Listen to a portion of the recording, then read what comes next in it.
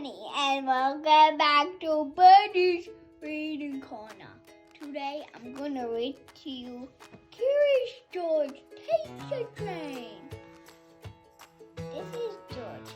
He was a good little monkey and always very curious. Let's start from the beginning. Can I do that? Hi, I'm Ben.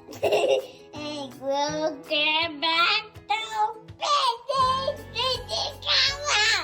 Today I'm gonna read your kids.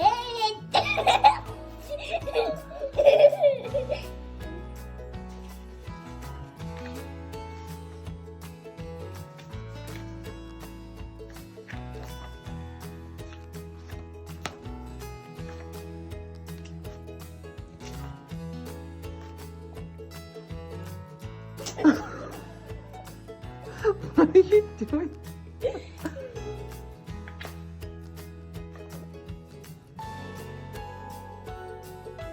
Hi, I'm Penny, and welcome back to Penny's Reading Corner. Today I'm going to read to Curious George Visits a Toy Store. This is George. He was a good little monkey and always very curious. Today was the opening of a brand new toy store. George and the man with the yellow hat didn't want to be late. When they arrived, the line to go inside would all the way around the corner. When a line is this long, it's not easy for a little monkey to be patient. George sneaked through the crowd. All he wanted was a peek inside. George got to the door just as the owner opened it. "This is not a place for a monkey," she said. But George was so excited he was already inside. Balls, dolls, bicycles, and games filled the shelves. "And how about these hoops? What did they do?" George was curious. He climbed up to pull one out of the pile. It wouldn't not move. George pulled harder. Still, it wouldn't move. George pulled with all force. Suddenly, there was a terrible crash. Red, blue, green, and yellow hoops bounced up and down and everywhere. "Look!" exclaimed a boy, bouncing up and down himself. "Wow! Why, I haven't seen one of these in years," said the boy's grandmother. She put a hoop around her waist and gave it a spin. George tried the hula hoop too. Then George pretended to be a wheel. He rolled and rolled and oops! He rolled right into the owner. The owner shook her head. "I knew you were trouble," she said. "Now you've made a big mess of my new store." Again, she tried to stop George. And again, George was too quick. In only a second, he was around the corner and on the highest shelf.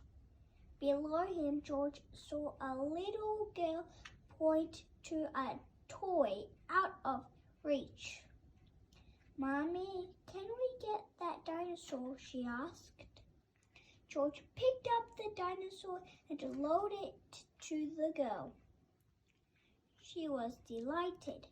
So was the small boy next to her. "Could you get that ball for me, please?" he asked George. George reached up and grabbed the ball and bounced it to the boy. May I have that puppet way over there? Asked another girl. How lucky that George was a monkey. He swung off the shelf, hung on to a light, picked up the puppet and put it right into her hands. What a show! Shouted a boy. The children held up their new toys and cheered. What a commentary.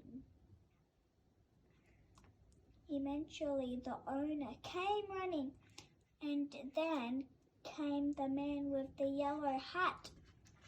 I think we've had enough monkey business for one day, the owner frowned. Just then a girl got in the long line to pay. What a great store, she said. What a great idea to have a little monkey helping you. Her father told the owner, I guess you're right, the owner replied and smiled.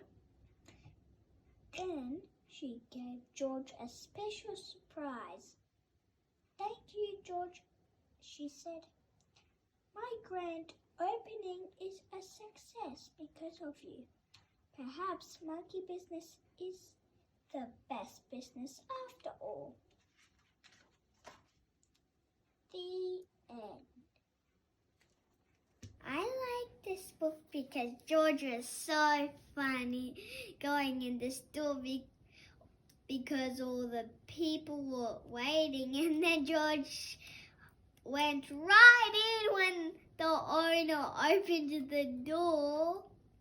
And I liked it when he made a big mess. He got in lots of trouble. That's all I liked.